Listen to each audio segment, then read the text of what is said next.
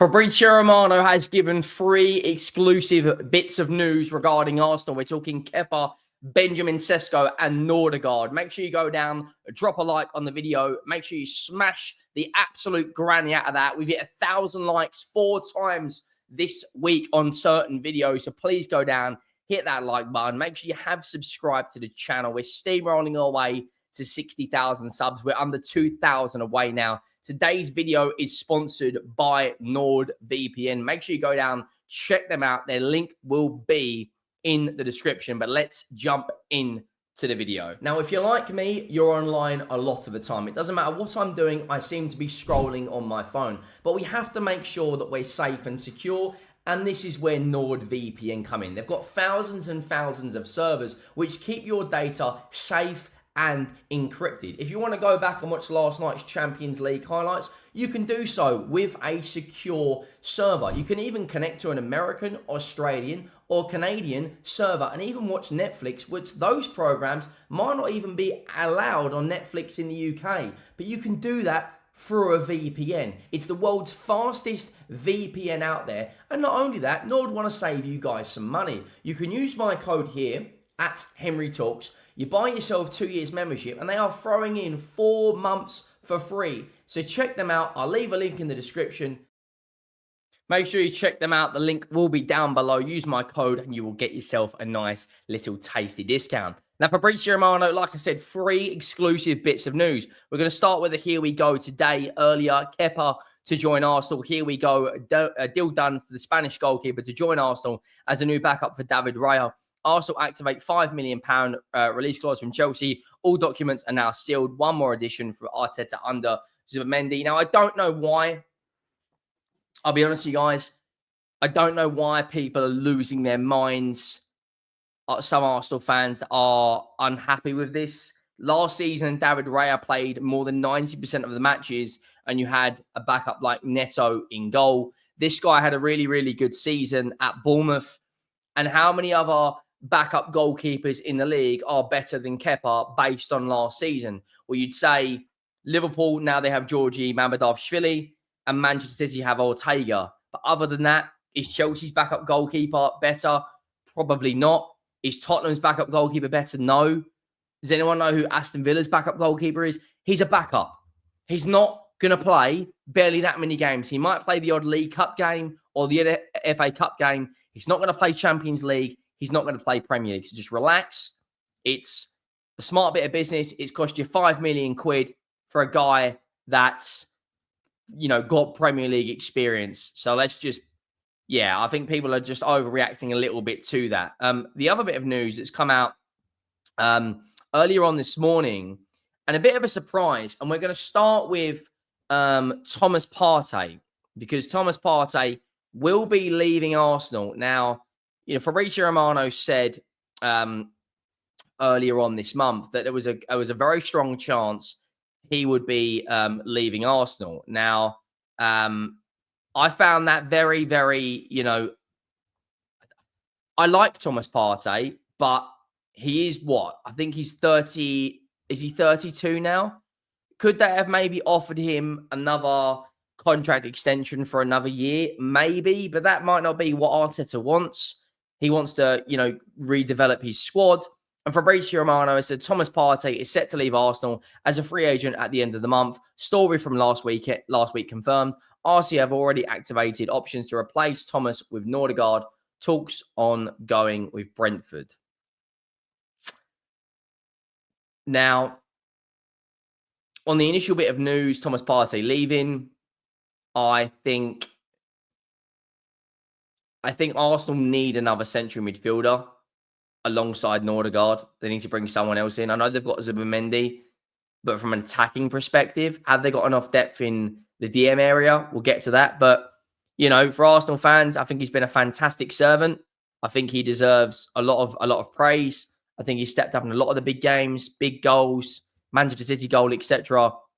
He has definitely stepped up and definitely been a very good piece of business throughout the years at Arsenal Football Club. Now, his replacement, about 5-6 hours ago, Fabrizio Romano, I think it was actually David Ornstein who gave the exclusive, saying that he said 6 hours ago, Arsenal are exploring a deal to sign Christian Nordigard from Brentford. Proposal for the 31-year-old midfielder, 11 million euros, and awaiting Brentford reply. Denmark international contracted until June 2027, but is keen among options and potential party exit. David Ornstein then followed that up about an hour ago, saying Arsenal are close to an agreement with Brentford for Christian Nordigard. Deal not done, but heading in the right direction after 11 million euro offer. Brentford midfielder wants Arsenal, main target, plus experience and Premier League ready option. And obviously, you've got to remember, Jorginho has left as well. So he's probably the Jorginho replacement. And then David Ornstein then tweeted an hour after that, following up saying Arsenal in process of finalising agreement with Brentford to sign Christian Nordigard. Dialogue continues between Arsenal and Brentford midfielder over a contract left at the Emirates. Medical for the 31-year-old Denmark international is being planned. So this deal was basically in the space of them tweeting it out, as obviously they're fast-tracked it. Obviously, this is being spoken about in the background, and then, you know, the journalists have leaked it. But, you know, it is very much, you know, nearly a here we go. We're very, very, very close to having that. So Fabrizio Romano has then obviously confirmed Arsenal and Christian Nordigard have reached an agreement to personal terms. £10 million, 10 million euros, sorry, that's like what, 8 million quid. It's a pretty good signing when you look at that. And then the bombshell, which has come out of absolutely nowhere. And I don't really know what to make of this, because yesterday we saw the stories are changing on a daily basis, and it must get frustrating for Arsenal fans at this point. Obviously, all I do is give my opinion on the news. But Fabrizio Romano's put this out. Now, you would imagine that him and his team monitor this on a daily, weekly basis. Who's Gyökeres following? Who's SESKO following? Who's this agent speaking to? Who's that agent speaking to? That club have spoken to him. He's spoken to that club. They will be fully aware and have a very good understanding of what that player's initial feelings are and current feelings during the transfer window. Now, he's tweeted out, this was 4:02 p.m. Now, the original tweet was on June the 6th. To understand, Arsenal are now advancing in negotiations for Benjamin Sesko after initial concrete talks reported last week. Discussions underway and proceeding well, all parties involved, players and clubs. So he's quote tweeted this original tweet on June the 6th by saying, new social media hint by Benjamin Sesko as the striker has started following Arsenal on Instagram today. Now, you'd imagine that Benjamin Sesko and Victor Gyökeres are both sitting there thinking, I want to play for Arsenal, is what they're probably thinking. I want to be the next Arsenal striker. I want to go and play my football in London. But the fact that he is quote tweeted his original tweet, which was back on the 6th of June, funny enough, my birthday, he tweeted that out. I don't really know what to make of it, because it's a bit of a bombshell, because then you're sitting here thinking, right, what is the truth? Who are Arsenal actually going to sign? Is it going to be Gyökeres? Is it going to be SESKO? Who is the striker going to be? Now, Florian Plettenberg, who is the most reliable journalist when it comes to German transfer news, views, and clues, said in middle of June that Arsenal were in concrete talks with SESKO. And then obviously we've seen yesterday that the Gyökeres tweet from Fabrizio Romano yesterday saying that he has spoken to the hierarchy of Sporting and well and truly informed them on his decision to leave the football club. So, I mean, I don't really know what at this moment in time, I still think it will be Gyökeres, but this tweet from Romano has just completely thrown everyone off, because who is going to be the next striker for Arsenal? I mean, it's a very, very interesting topic. Plus, you've got the Alexander Isak situation where you've got, is he going to be joining Liverpool? And whoever, it's like a game of chess right now.